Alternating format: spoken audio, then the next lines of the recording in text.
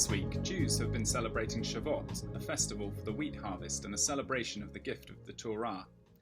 Shavuot is also known as Pentecost since it comes 50 days after Passover.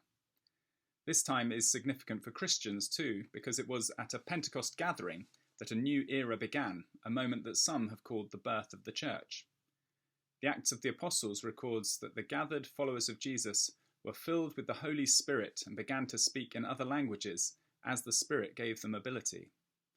Spirit, that is, the Holy Spirit of God, is translated from the Greek word pneuma and related Hebrew word ruach, both of which can also mean wind or breath.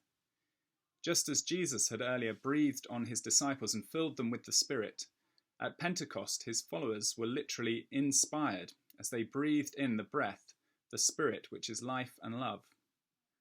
The result was a kind of symbolic reversal of the division of humanity after the Tower of Babel, since all gathered were united in their diversity, understanding one another in their own languages.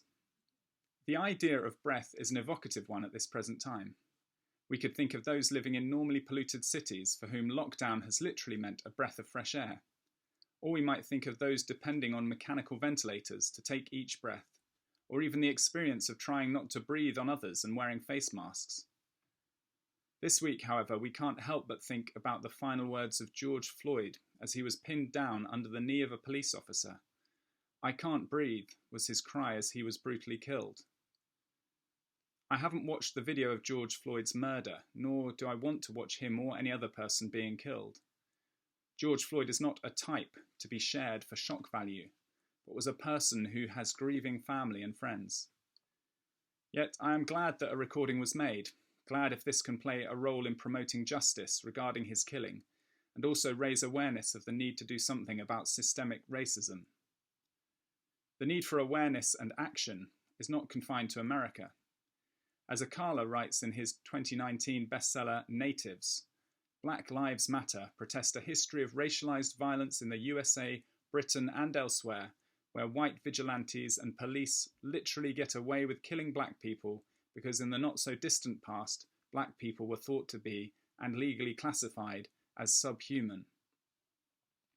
Awareness and action is rooted in the recognition of our common humanity, none are subhuman, and which extends into recognising the wrongs of the past.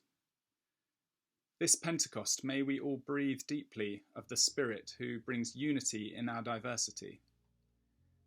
And in the present unrest where there are those seeking to stoke division and discord for their own ends, my prayer is that the same spirit that inspired Dr. Martin Luther King to active non-violent resistance will breathe into those in our generation who stand up for justice and dignity for all.